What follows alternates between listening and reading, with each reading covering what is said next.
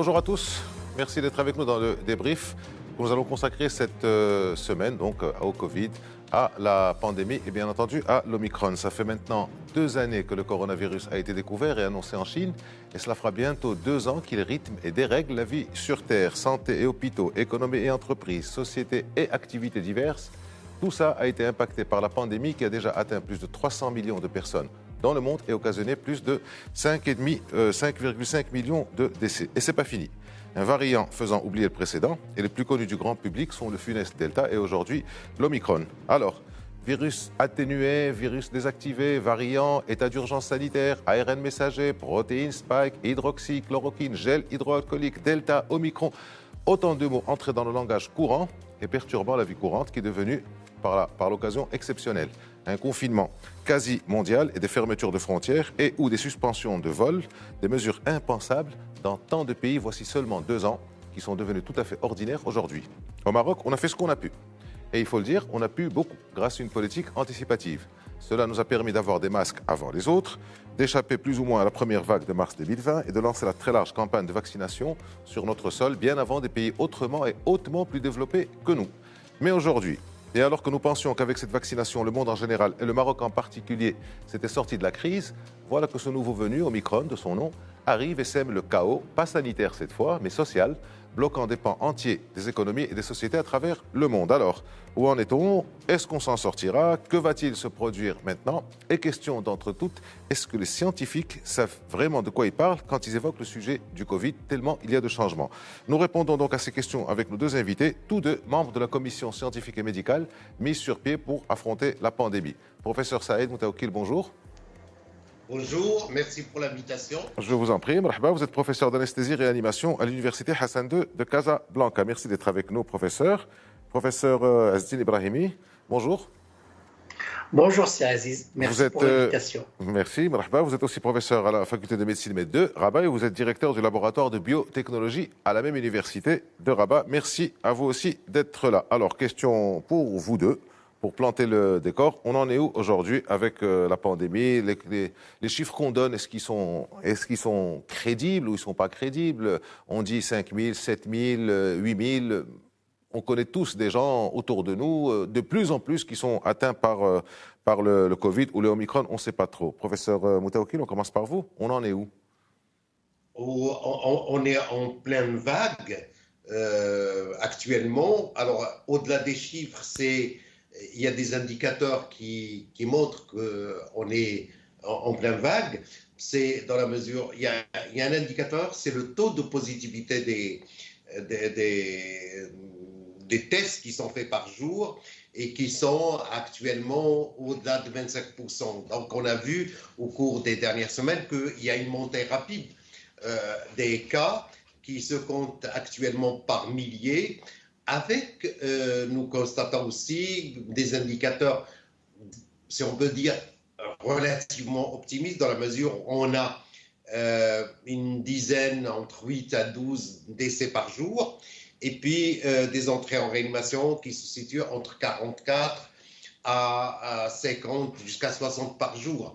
Donc, c'est une vague qui va se ressentir beaucoup plus dans les grandes villes et notamment à Casablanca, qui a la part du lion au niveau de cette vague-là. Il y a aussi d'autres régions qui sont touchées, la région de Rabat, la région aussi de Marrakech, et puis d'Agadir, et puis des autres villes. Moins, entre guillemets, en périphérie.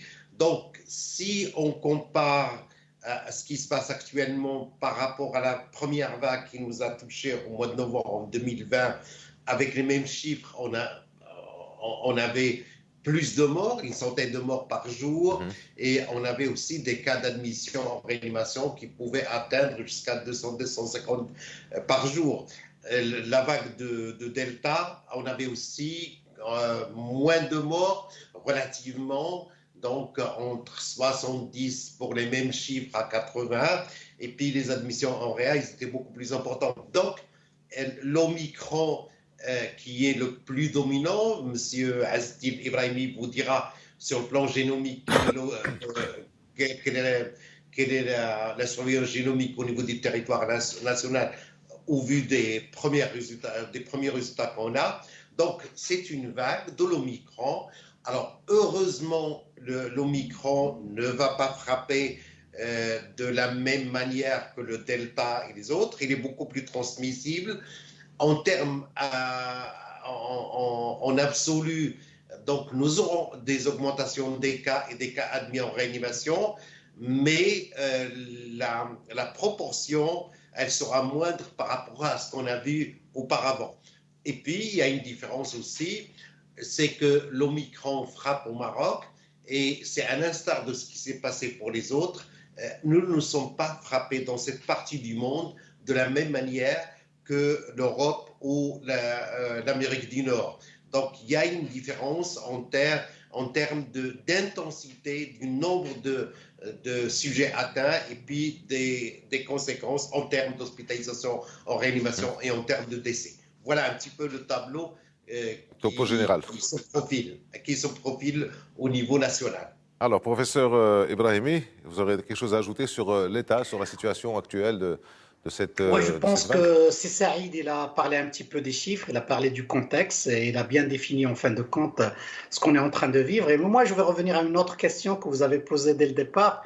C'était en fin de compte, est-ce que les scientifiques savent de quoi ils parlent? Je pense que ça, c'est une très bonne question et je ne vais pas laisser passer ça sans répondre en fin de compte. Mais de toutes les manières, j'allais vous la poser en fin d'émission. Vous n'alliez pas y échapper de toutes les manières, vous et le professeur Moutaoukine. De suite, en fin de compte, allez-y. Pour dire en fin de compte, ce qu'on n'a pas très bien expliqué en fin de compte, c'est qu'on est en face de quelque chose de nouveau et c'est quelque chose qui est en train de vivant, qui est en train de bouger, et donc la science est obligée en fin de compte de regarder les données, les datas et revenir avec des conclusions, et ces conclusions on a répété plusieurs fois dessus pour dire en fin de compte, c'est à l'instant T, on est en train de penser que c'est ça et on recommande ça, et peut-être la décision prendra en considération ces données-là scientifiques à côté de toutes les autres données qui sont en fin de compte, que ce soit sécuritaire ou social ou économique.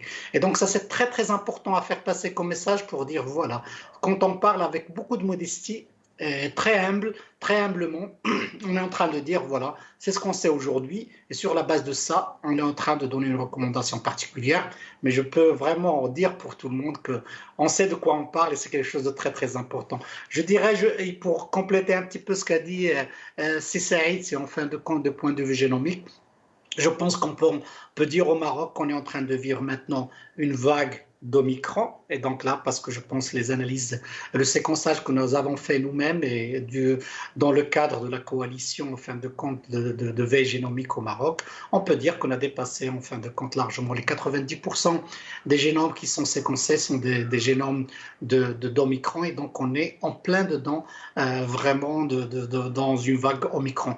La deuxième chose peut-être qu'il y a toujours dans les hôpitaux, et ça c'est très important de le dire, parce que là, il y a un décalage entre l'infection et l'apparition des cas sévères et le décès. Certainement, dans nos hôpitaux, il y a toujours quelques personnes avec du Delta qu'il faudra vraiment surveiller, mais on peut dire de point de vue épidémio et de point de vue infection, et ça c'est très important, c'est vraiment Omicron qui est là, et j'espère, comme l'a dit très bien Saïd, c'est en fin de compte qu'on va vivre une vague d'infection plutôt qu'une vague de réanimation. Est-ce que quelqu'un de vous deux pourrait nous éclairer un peu sur les chiffres? Parce qu'on dit 5 000, 7 000, 8 000. En France, ils sont à 400 000. Aux États-Unis, ils dépassent le million. Et si on fait la proportion entre les différentes populations, on devrait, quand on entend 5 000, 6 000, 8 000, chacun de nous, comme je l'ai dit en introduction, connaît beaucoup de cas. Est-ce que les 8 000 sont crédibles? La réponse, je pense, est non, mais est-ce qu'on aurait une idée un peu de... Saïd, on en a parlé parce que le chiffre, en fin de compte, le plus important, le taux le plus important, c'est en fin de compte le taux de positivité. Donc, quand on parle de 25%, ça veut dire sur 4 personnes testées, en fin de compte, il y a une qui est positive. Donc, vous comprenez bien, tout le monde est d'accord pour le dire. Si on augmente les chiffres de tests, donc ça, par exemple, on est en train de faire à peu près 30 000, et on l'a fait hier, mais en fin de compte, ça tourne autour de 25 000. Si on va augmenter le nombre de tests, certainement, on va dépasser ces 7 000 et 8 000. Et on ne s'est jamais caché pour le dire, en fin de compte, mais le taux de positivité est très clair. La deuxième chose, pourquoi cette vague, en fin de compte, on ne voit pas de chiffres très élevés au Maroc? Parce qu'il faut le dire, très clairement, il y a plein de gens qui ne vont pas se faire dépister. Et donc, il y a plein de dépistage qui n'est pas là. Et donc là, c'est pour cela qu'on ne voit pas ces chiffres qui sont astronomiques. Mais il faut dire, bien sûr, nous, quand on étudie ces chiffres, c'est en fin de compte en prenant en considération ce taux de positivité et en réfléchissant peut-être qu'il y a une estimation plus importante de ces chiffres qui doit se faire pour prendre la bonne décision. Ah, peut-être une proposition aux deux membres de la commission scientifique que vous êtes, si l'État ou le gouvernement, les autorités sanitaires faisaient tester quand même 200 000, 300 000 personnes et qu'on arrive à des chiffres de 50, 60 000, peut-être que les gens prendraient cette vague plus sérieusement, puisque quand on dit 7 000, 8 000, ah, c'est pas grave, il n'y a que 8 000 sur l'ensemble du territoire, c'est pas grave, donc pas de masque, pas de distanciation. Ce serait bien de donner les chiffres, enfin, un chiffre qui soit véritablement parlant. Professeur Moutaoukil, je reviens vers vous. Donc, notre système de santé, comment il est là? Alors, quand on voit les chiffres, le taux d'occupation de la réanimation n'est pas encore inquiétant, mais est-ce que notre système de santé est rompu à affronter, à résister à cette vague, si jamais ça devait augmenter? Alors, notre système de santé, il est ce qu'il est avec ses faiblesses qui sont connues du monde entier. Au niveau du Maroc, et tout le monde est d'accord pour le diagnostic, soit au niveau des professionnels, soit au niveau de la satisfaction de la population, soit au niveau des décideurs, et ça a été exprimé à plus haut niveau.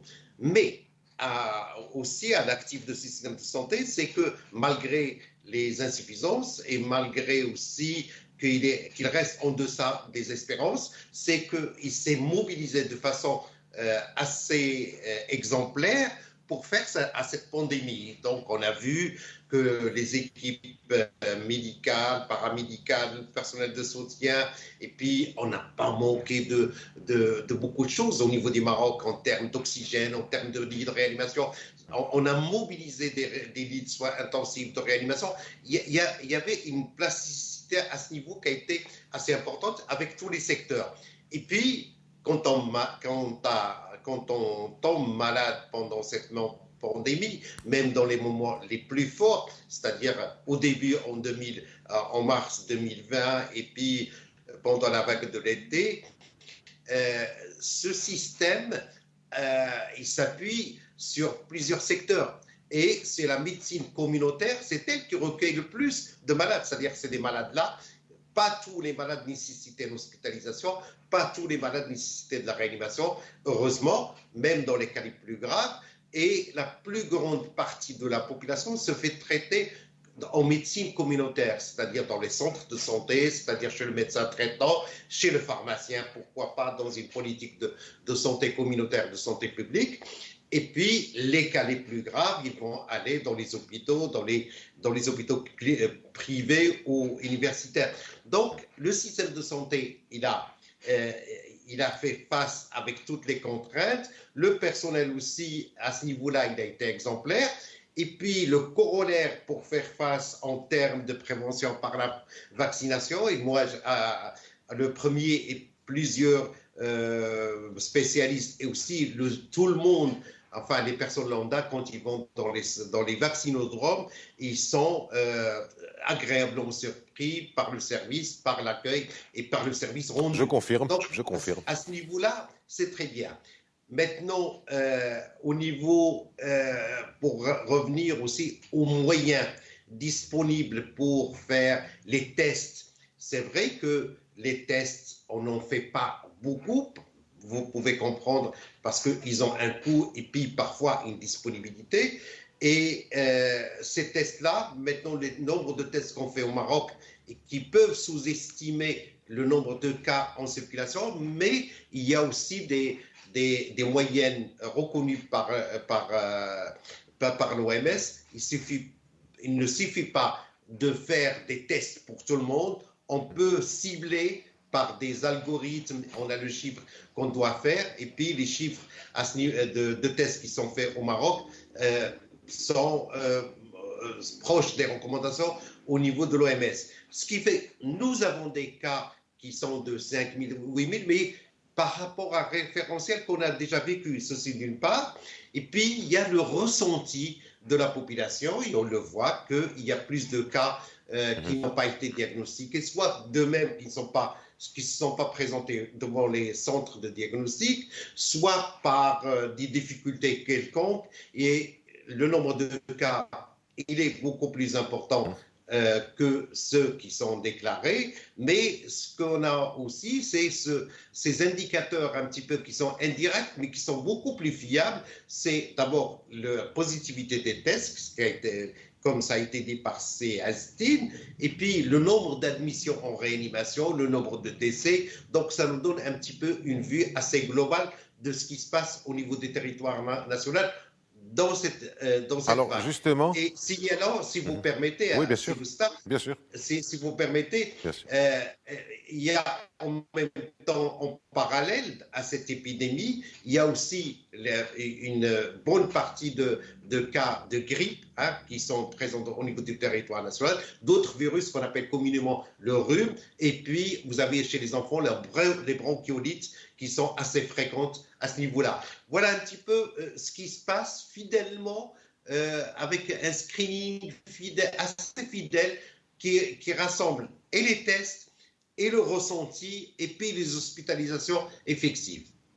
Merci, professeur. Moi je ne suis pas membre de la commission scientifique, je ne suis pas médecin, mais quand j'entends les gens dire j'ai une grippe, une très forte grippe, je n'ai jamais eu une grippe aussi forte, ben, je leur dis peut-être que c'est parce que tu n'as jamais eu le Covid. Est-ce que c'est des gens qui doivent aller se faire dépister, professeur Ibrahimi? Et j'en profite aussi pour vous poser la question de est-ce que c'est vrai ce qu'on entend un peu à droite et à gauche dans les autres pays?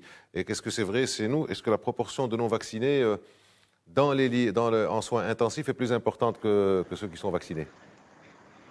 Oui, absolument. Et donc là, je vais juste rebondir sur un seul point. C'est en fin de compte, pour dire en fin de compte, plusieurs fois, on a dit que notre système de santé va s'écrouler face à une vague, face à la pandémie. Et là, c'est une occasion qui m'est donnée pour rendre hommage en fin de compte. Parce qu'on sait, si on le sait, sorti, c'est tout simplement parce qu'il y avait une mobilisation de tout le corps, en fin de compte, médical et paramédical, qui a permis, en fin de compte, de faire face à ces vagues. Et je suis vraiment très fier de le dire parce qu'on connaît vraiment le système de santé marocain avec ses déficits, on connaît avec ses lacunes et tout ça.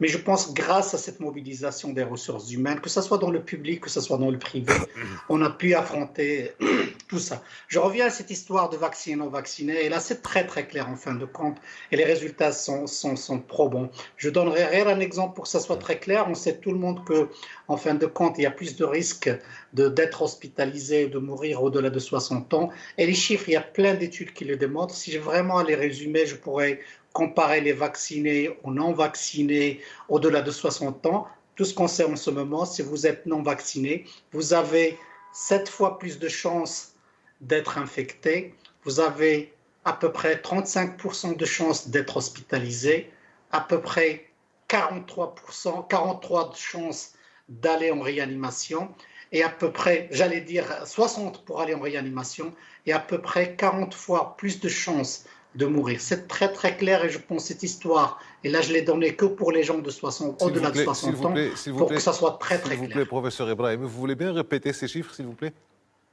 Ben, je vais le répéter en fin de compte, pour les gens comparant les non-vaccinés et vaccinés au-delà de 60 ans, parce que c'est cette tranche d'âge en fin de compte qui est à risque. Et donc là, pour les gens non vaccinés, vous avez 7 fois plus de chances d'être infectés, à peu près 34 fois de chances d'aller en hôpital, d'être hospitalisé, 60 fois de chances d'aller en réanimation si vous êtes non vacciné plus de 60 ans.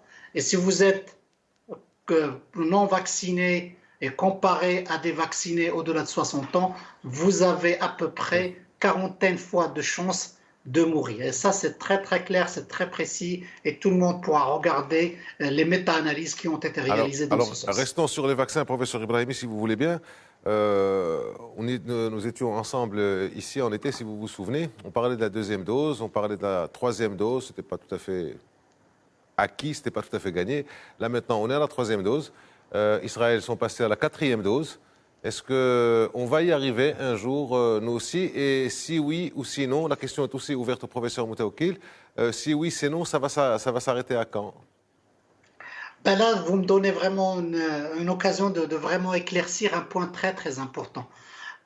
Pour dire, voilà, nous, quand vous nous avez demandé la première fois, c'est quoi le protocole vaccinal, on avait dit qu'en fin de compte, le protocole vaccinal, c'était un priming avec une première dose, puis après une deuxième dose, après 3 ou 4 semaines. Et donc là, la question qui se posait chaque fois, et je disais, on n'a pas de réponse, et en fin de compte, la deuxième dose, ça donnerait une immunité de combien de temps? Ça prendrait combien de temps d'avoir cette immunité? Pour combien de temps on l'aura? J'avais toujours dit qu'on n'avait pas de réponse parce qu'on n'avait pas assez de recul. Et donc, à partir du mois de septembre-octobre, on avait assez de recul pour dire qu'à partir du 5e mois, il y avait vraiment une diminution de l'immunité. Et c'est dans ce sens que le protocole vaccinal a changé. Le protocole vaccinal actuel, il est de 2 doses.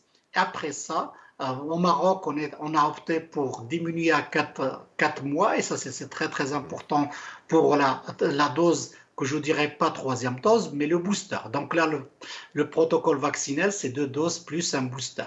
Puis après, les gens demandent pour combien de temps on aura l'immunité après le booster. Et là, je réponds, on n'a pas assez de data ni de données pour répondre à cette question. C'est pour cela qu'on n'arrive pas vraiment à dire pour combien de temps, mais le protocole vaccinal serait 2 doses avec une dose de booster. La question de tout ce qui est la 4e dose.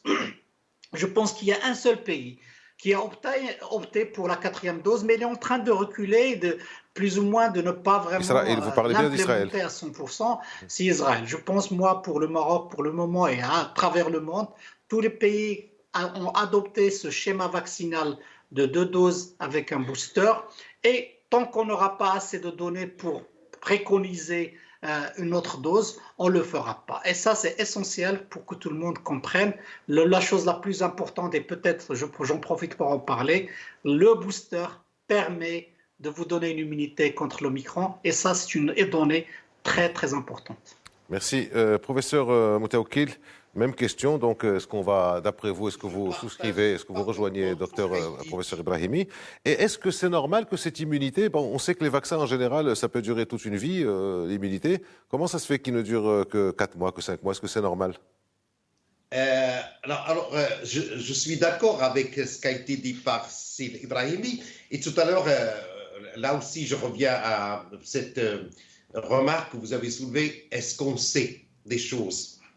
Et en matière de vaccination... Apparemment, ça vous a interpellé cette phrase. Oui, mais elle est pertinente, un petit peu, cette remarque.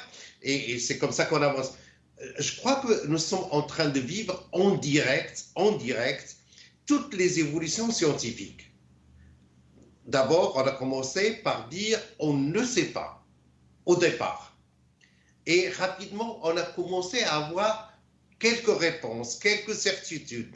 Et jusqu'à aujourd'hui, il y a pas mal de questions qui sont encore en cours d'évaluation pour pouvoir un jour donner des réponses. On sait que on savait beaucoup de choses sur l'immunité depuis l'apparition du sida. Le Covid, c'est une autre affaire au niveau de la dysrégulation de la réponse immunitaire. Et je crois qu'il y a beaucoup de choses qui sont aussi beaucoup de choses qui doivent être éclaircies dans les temps qui vont venir. Pourquoi? Parce que le temps scientifique, il est malheureusement très long et on aura des réponses dans les années à venir à ce niveau-là. Et puis, au départ, quand il y avait la vaccination, ça a été rappelé brillamment par Astine, qu'est-ce qu'on avait? On avait dit, voilà, les premières expériences, soit in vitro, c'est-à-dire dans les laboratoires, après chez l'animal, et puis dans ces fameux essais cliniques phase 1, phase 2 et phase 3, on a dit, voilà, il y a une production d'anticorps, donc nous avons des anticorps qui vont nous protéger. Et la question qui reste toujours, quel serait le protocole? Est-ce une seule dose, 2 doses? Et les rappels, quand est-ce qu'on aura les rappels? On était content d'avoir une immunité acquise par les vaccins. Et puis, quand vous posiez des questions à l'époque, on vous répondait, on ne sait pas quelle serait la durée de l'immunité acquise par la vaccination. Et puis, petit à petit, on s'est orienté vers la deuxième dose, et puis on avait un recul de 6 mois, et il y avait une autre contrainte qui est apparue et qui a posé des problèmes au niveau de la vaccination et de l'immunité acquise, c'est ces variants aussi, parce que ce virus, il a un génie de surprendre à n'importe quel moment de l'année et parfois même au niveau du mois ou de la semaine. Ce qui fait que les variants ont posé des contraintes à l'efficacité des vaccins et on s'est dirigé vers la dose booster. Et là, on sait que l'Omicron, si on le prend comme exemple, que l'Omicron diminuait de l'efficacité de la première, deuxième dose et qu'il va falloir faire une dose booster, mais rapprochée, parce qu'on avait constaté qu'au bout de 3-4 mois, l'immunité fléchissait humorale à ce niveau-là et qu'il fallait faire la dose de booster. Et quand on fait de la dose booster, on récupère jusqu'à 70% d'efficacité dans le cas de l'Omicron.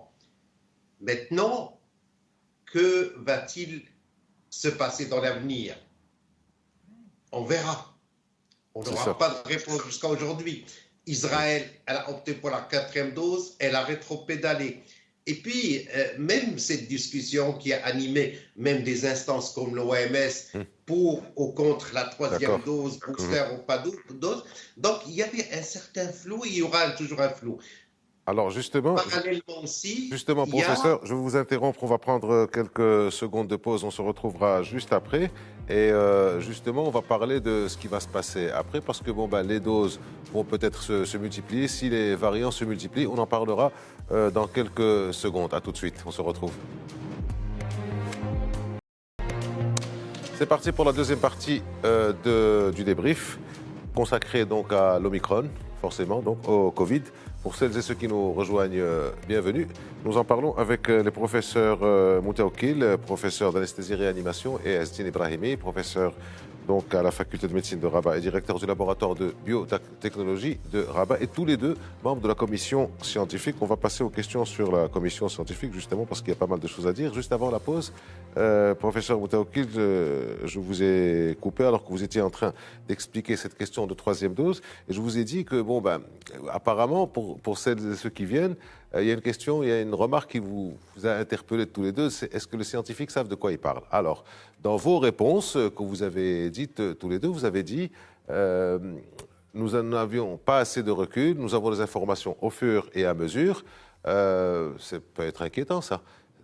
Comment ça se passe si vous n'avez pas assez d'informations? Et puis, la question s'adresse à vous, professeur Moutaoukil, et après je voudrais aussi avoir l'avis de C. Asdine Ibrahimi. On parle de Deltacron. Vous savez, le mix entre le Delta et le Omicron, on parle de Flurona, le mix entre la grippe et... Il en est quoi de tout ça? Je vous vois sourire. Alors, je crois que Ibrahimi, il a écrit sur son mur le dimanche dernier une très bonne réflexion à ce niveau-là. Je crois qu'il y a une psychose à ce niveau-là. Il y a une psychose.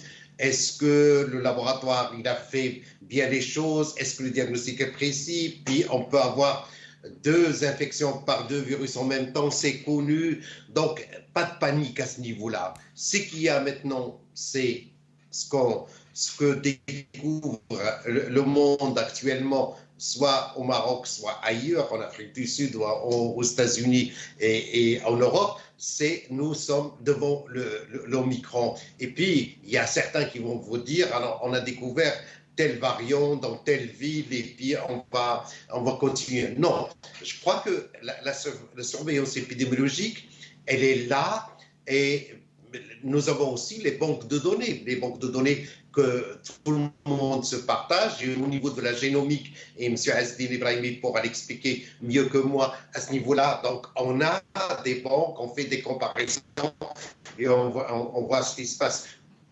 Il faut maintenant, qu'est-ce qu'on a dans cette période-là, qu'est-ce qui pose problème? Nous avons le Covid-19, c'est-à-dire le SARS-CoV-2 Omicron, et puis nous avons parlé d'autres infections, comme vous avez parlé, qui se ressemblent au niveau de la symptomatologie quand on prend la chose au niveau de l'Omicron, où la symptomatologie n'est pas aussi parlante que ce qu'on avait auparavant. Et ça se ressemble à la grippe, les rhumes et les autres. Et puis, on ne sait pas demain qu'est-ce qui va devenir. Tout ce qu'on sait pour l'instant, c'est qu'il y a beaucoup de variants dans la maladie. On aura la grippe et on a oublié aussi que la grippe, elle mutait et qu'elle continue. Chaque année, on a de nouvelles souches. Et c'est parce que le caractère pandémique du Covid-19 qui fait qu'on a eu cette tension très importante, à juste titre d'ailleurs, de questions scientifiques posées encore sans réponse. Beaucoup de réponses ont été tenues. Et puis, le caractère pandémique avec ses conséquences sur le plan sanitaire, sur le plan social, économique et psychologique. Et tout le monde veut s'en sortir. Et puis, on sait aussi que la science, malheureusement, elle ne peut pas répondre dans l'instantané et qu'il faut du temps et qu'on ne va pas résoudre tous les problèmes d'un seul trait. Et ce qu'on appelait, pour interpeller un petit peu l'histoire et la littérature, on disait que le 19e siècle, c'est l'âge des Lumières et que les sciences vont résoudre tous les problèmes. Et même dans ce qu'on appelle les sciences exactes, comme les mathématiques et la physique, ils en ont résolu pas mal. Des notions. Ils en ont résolu pas mal. C'est-à-dire qu'il y a un changement.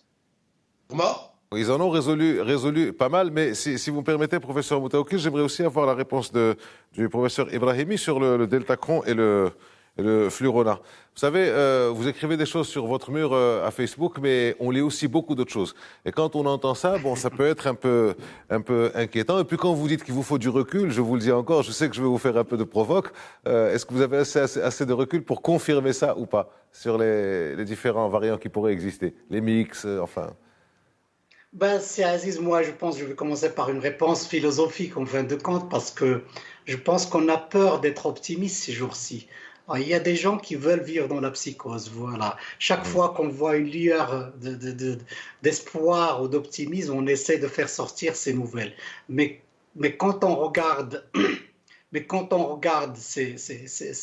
ces deux nouvelles, Flurona et aussi le Deltacron, en fin de compte, quand on les allie, ce n'est pas des nouvelles, en fin de compte, parce que le Flurona, on sait bien aussi, Saïd, il a très très bien dit, on a toujours su que... Vous arrivez à me voir? Oui. On vous voit et on vous entend parfaitement, oui.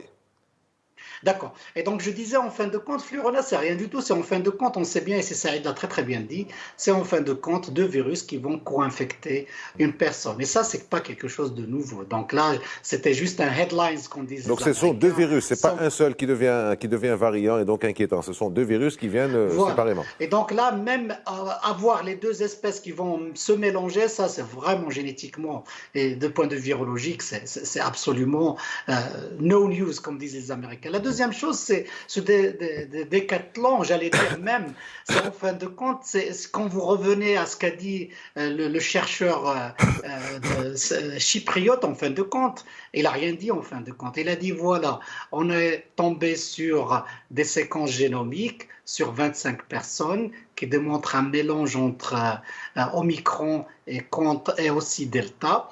On ne sait pas si ça va plus ou moins donner une maladie plus grave, on ne sait pas si ça va circuler plus rapidement, on ne sait pas aussi de l'autre côté s'il y a un échappement vaccinal. Et là, j'allais vraiment dire vraiment la fameuse réplique de Coluche.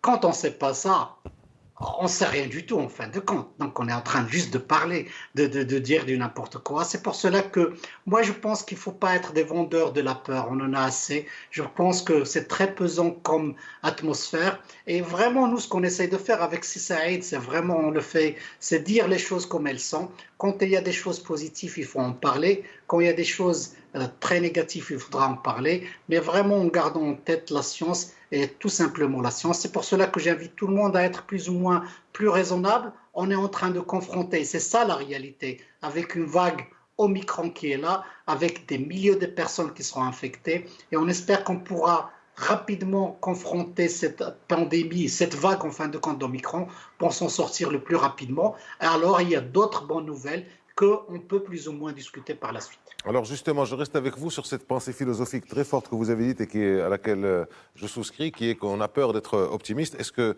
Omicron, brièvement, professeur Ibrahimi, s'il vous plaît, parce qu'il y a d'autres questions, est-ce que le variant Omicron est une bonne nouvelle? Parce qu'il est très contagieux, mais il est moins létal que les autres. Ou à court terme, c'est un petit peu dangereux pour dire la vérité, parce qu'en fin de compte, comme a dit Saïd, il y aura un nombre exponentiel, et comme tu l'as très très bien dit, Aziz, c'est un nombre vraiment des chiffres astronomiques de personnes infectées. On espère qu'au Maroc, avec la vaccination, la pyramide d'âge aussi, et avec une expertise qu'on a eue pendant ces 2 années, on pourra confronter cette vague. Après, je pense qu'au-delà du 10 février, je pense à partir de cette date, peut-être qu'on aura vraiment passer le plus important de cette vague. Mais là, quand je regarde Omicron, il y a plein de bonnes nouvelles là-dedans. Il faut le dire vraiment avec beaucoup d'optimisme. C'est tout simplement parce qu'il ne tue pas comme le Delta, et c'est très très important. Il permet d'avoir une immunité contre le Delta, c'est quelque chose de très important. En regardant l'Afrique du Sud, après une vague de 6 semaines, il revient à la vie normale, et c'est exceptionnel. Là aussi, je pense qu'il arrive avec Omicron, c'est en fait les mutations qu'il a eues, et ce jump, c'est-à-dire d'à peu près une dizaine de mutations, en rajoutant 30 mutations, ça va entraîner en fin de compte, on ne peut pas avoir conceptuellement un autre variant qui permettrait d'avoir d'autres mutations sans plus ou moins détruire la structure 3D de ce spike. Donc il y a plein de bonnes nouvelles là-dedans, mais là, ce qu'il faut garder, je pense que les gestionnaires, ils ont raison. Quand vous êtes en train de gérer une vague, il faut rester en fin de compte avec beaucoup de prudence, et vraiment le principe de prudence doit rester pour confronter. Mais par la suite, moi je pense qu'il y a plein d'experts à l'international et même au Maroc qui pensent que c'est vraiment une opportunité pour plus ou moins vivre, et c'est ça le terme qu'il faut avoir. En ce moment, je pense que la bonne stratégie qu'il faut faire, c'est vivre de façon institutionnelle et personnelle avec le virus, en prenant les précautions, et pour pouvoir s'en sortir le plus rapidement, Charles. Merci, professeur Moutaoukil. Alors, il y a une chercheure de l'OMS qui avait dit, son nom m'a échappé malheureusement, qui avait dit que cette très forte contagiosité de l'Omicron était peut-être pas une si bonne nouvelle que ça, et ça je reviens encore une fois à la phrase de « on a peur d'être optimiste », n'est pas une si bonne nouvelle que ça, parce que à force de se répandre partout parmi la population mondiale, ça pourrait favoriser l'émergence de nouveaux variants qui seraient, eux, plus dangereux. Est-ce que vous souscrivez à ça? Ça vient de l'OMS, c'est pas de moi. Oui, mais au niveau des experts, vous savez, c'est dans les projections et les modélisations mathématiques, dans les projections comment sera demain, très modestement, quelle que soit la valeur et la qualité des chercheurs, on doit rester quand même modeste et avec beaucoup d'humilité. Pourquoi? Parce qu'on n'est pas des devins. Il se peut qu'on aurait aussi d'autres variants qui vont avoir plus de mutations, comme ça a été dit par Ibrahimi, qui seront peut-être plus transmissibles, moins nocifs. Peut-être on aura quelque chose d'autre, mais cessons aussi d'aller vers un catastrophisme à ce niveau-là. On va pas aller dans des projections kafkaïennes. Non, je crois que on va suivre les choses au jour le jour. Il y a des avancées qui sont assez intéressantes à ce niveau-là. Il y a des données, et ne serait-ce que concernant l'Omicron. Ibrahimi en a parlé. L'Omicron, actuellement, il y a les dernières données qui ont été publiées par le CDC d'Atlanta, c'est un grand centre de recherche, et puis dans un tweet par sa directrice, qui montre que dans des données recueillies au niveau du centre de la Californie du Sud, qui montre que ce Omicron, chez eux, ce qu'ils ont constaté, c'est qu'ils donnent, dans 53%, c'est des asymptomatiques, donc ça ne donne pas beaucoup de symptômes, que le risque d'admission pour l'Omicron aux États-Unis, ce qu'ils ont constaté, pour l'admission en soins intensifs, il diminue de 74% quand on le compare au Delta ou Alpha ou le virus original, et qu'il y a moins de 91% de moins de risque de mourir et ou d'être sous la ventilation. Donc cet Omicron-là, il peut avoir une symptomatologie légère ou moyenne, mais par l'augmentation de nombre, parce que dans 5% des cas, on peut avoir une atteinte du poumon profond.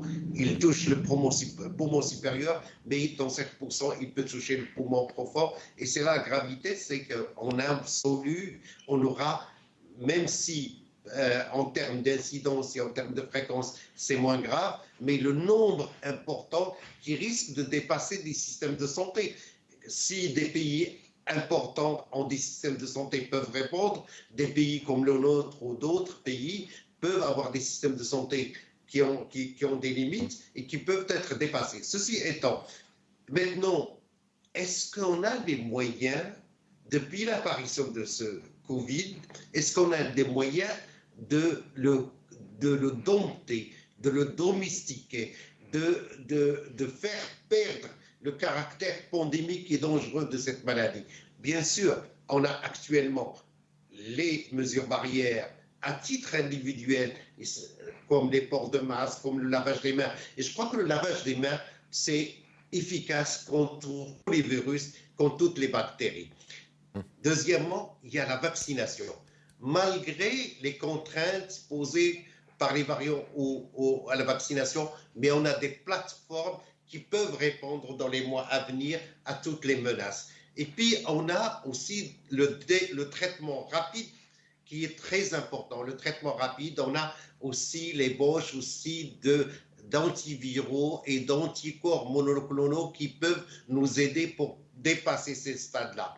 Et puis, on a aussi le mode de vie sain, la lutte contre les facteurs de risque, essentiellement traiter son diabète, traiter son hypertension artérielle et puis traiter l'obésité qui nous menace et ces gros ventres masculins qui circulent et qui posent d'énormes problèmes pour la gestion des malades en réanimation quand ils ont des atteintes profondes pulmonaires. Et puis, il faut développer la médecine communautaire, la prise en charge dans le futur. Il faut qu'on sorte le plus rapidement possible de cette psychose en atténuant de manière objective la sévérité des atteintes et de passer à autre chose. C'était un appel à la bonne alimentation, à la bonne nutrition et contre la malbouffe. Merci pour la précision, professeur. Alors, on va rester donc sur cette histoire de vaccin. C'est Azdine Ibrahimi. Alors, on a constaté qu'il y avait quand même un net recul, il faut dire les choses telles qu'elles sont, un net recul des vaccinations. Aussi bien, et quand on voit les chiffres par jour, il y a généralement plus de gens qui se font vacciner pour la 3e dose que ceux qui acceptent de faire la première et la 2e. À quoi vous imputez ça ? Ben voilà, donc là, je vais aussi être très cash avec vous, c'est Aziz, parce que la question est très directe. Je pense peut-être qu'on a fait des erreurs le long du parcours, en fin de compte, pour implémenter la vaccination. Et ça, je pense, c'est quelque chose qu'il faudra reconnaître un jour et peut-être remédier à ça. La deuxième chose, c'est en fin de compte, qui est très, très importante. Je pense que les gens, quand ils ne voient pas la maladie, en fin de compte, ils ne se rendent pas compte qu'en fin de compte, qu'il y a un problème de santé majeur. Et donc, c'est ce qui est arrivé avec la vaccination. Quand il n'y avait pas le virus qui circulait, il n'y avait pas beaucoup de gens qui étaient dans les hôpitaux. Et donc, ce qui a entraîné, en fin de compte, les gens comparaient le risque de prendre un vaccin à 0, par exemple, et ils trouvaient que c'était normal de ne pas prendre leur dose. Aujourd'hui, ce n'est pas le cas. Et c'est pour cela que j'invite tout le monde à calculer ces risques, parce que là, vous avez un risque très accru d'être contaminé par l'Omicron et il y a un risque très accru pour avoir plus ou moins, si vous n'êtes pas vacciné, d'aller à l'hôpital. De l'autre côté, vous avez un risque très minime qui est de 0,0002% pour avoir des effets indésirables. Et je pense, j'invite tout le monde, et ça vraiment, à faire ce calcul-là très très simple. Surtout, et là je le dirais très clairement et cache aussi, si vous êtes au-delà de 60 ans et vous êtes non vacciné. Au-delà de 60 ans, vous n'êtes pas vacciné, moi je le dis tout simplement, vous êtes en train de jouer la roulette russe. Parce que là, c'est très très dangereux et les chiffres sont très clairs là. On les voit chaque semaine avec CISAID. C'est les gens qui sont au-delà de 60 ans avec des morbidités et c'est des gens qui ne sont pas vaccinés. Même à l'international, c'est le même constat qui est réalisé. Et là, ça donne une réflexion aussi à avoir. C'est en fin de compte, ces gens-là, c'est les gens à risque et vraiment peut-être avoir une stratégie très claire pour aller les cibler parce que c'est eux en général qui vont développer les cas sévères, c'est eux en général qui vont aller en réanimation et c'est pour cela une réflexion doit être menée dans ce sens. Mais je pense avec les chiffres de la troisième dose, c'est très très intéressant de le dire parce que la troisième dose, là on est arrivé, si on arrive à s'attaquer à ces gens au-delà de 60 ans, ça serait quelque chose de génial. Je pense qu'on est en train de tourner entre 75 000 et 95 000 par jour, qui est un chiffre très respectable, mais j'espère qu'il y aura une adhésion. Et là, on voit qu'il y a plein de gens qui sont malades. Prière, et vraiment, c'est vraiment avec beaucoup d'amour et que je lance cet appel. Protégez-vous et protégez les gens qui sont à risque et qui sont autour de vous, parce que c'est vraiment, et nous, moi je le dis cette fois-ci, je le crois, on y est presque, et ça serait très stupide de ne pas voir la fin du Covid. Professeur Moutaoukil, quand on dit... alors, s'il vous plaît, j'ai encore deux ou trois questions à vous poser, donc je vous demanderai d'être un peu plus concis à tous les deux. Professeur Moutaoukil, quand on dit qu'il faut booster avec la troisième dose et qu'on sait que la troisième dose n'est pas très avancée en matière au niveau national, est-ce qu'on peut considérer que finalement rien n'a été fait? Est-ce qu'on est véritablement protégé si on parle de booster qu'on n'est pas boosté? Je crois que pour la troisième dose, on est au jour d'aujourd'hui, à la troisième dose, je vous donne le chiffre d'aujourd'hui, on est à 3 764 532 vaccinés. Donc, il y a une progression journalière entre 70 000 à 80 000 par jour. C'est très lent. C'est très lent. On aurait aimé avoir 200 000 par jour. Hein, il y a... Et à ce niveau-là, il y a une certaine paresse à ce niveau-là. Et la troisième dose, comme ça a été expliqué par Seazdine, et notamment pour les personnes à risque.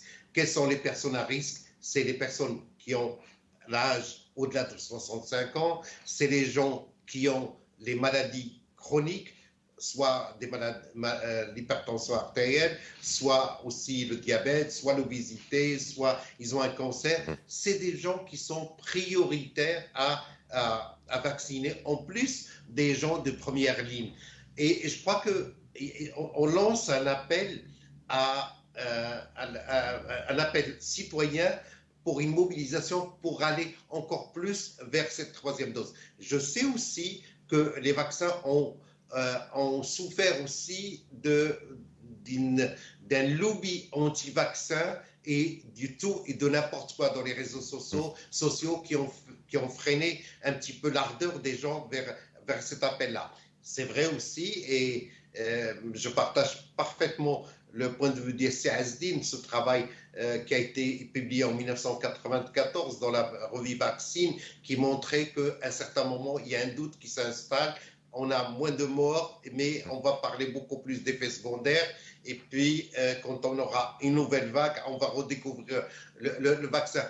Il y a beaucoup de pédagogie à faire, mais ce qu'on sait maintenant, dans les pays développés, ceux qui... Il nous reste une minute, professeur, j'ai encore une question.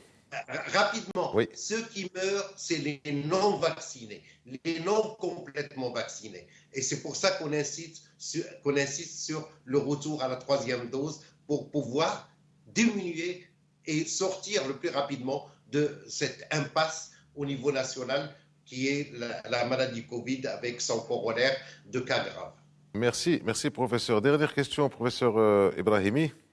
Les questions sont cash, claires. Est-ce que, en votre qualité de membre de la commission, vous répondez en tant que membre ou en tant que vous-même, est-ce qu'il est nécessaire de garder les frontières du pays fermées?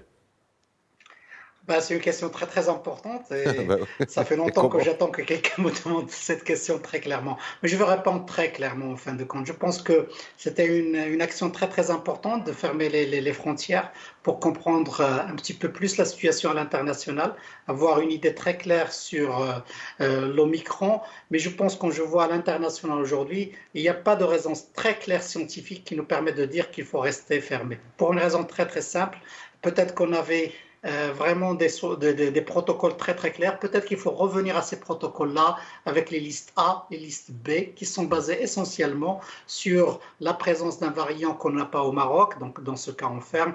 Et la deuxième chose, c'est enfin si on est en train, c'est le contrôle de l'épidémie dans ces pays. Je pense qu'avec vraiment ces deux critères et avec les listes A et listes B, les protocoles sanitaires marocains en place au niveau des aéroports, on pourra s'en sortir. Mais je pense que la plupart des pays ont ouvert vraiment les frontières et je ne vois pas en fin de compte, de point de vue scientifique, pourquoi on garderait ces Merci. frontières fermées. Et je pense que j'ai répondu cash. Vous avez répondu encore plus cash que la question de l'été. Merci à tous les deux, professeur Moutaoukil, professeur Ibrahimi. Que chacun aille se faire vacciner autant que faire se peut, première, deuxième ou troisième dose, tout en mettant son masque et en maintenant la distanciation. On ne le dira jamais assez. Merci à vous de nous avoir suivis. Merci à vous, professeur, d'avoir été avec nous. À la semaine prochaine.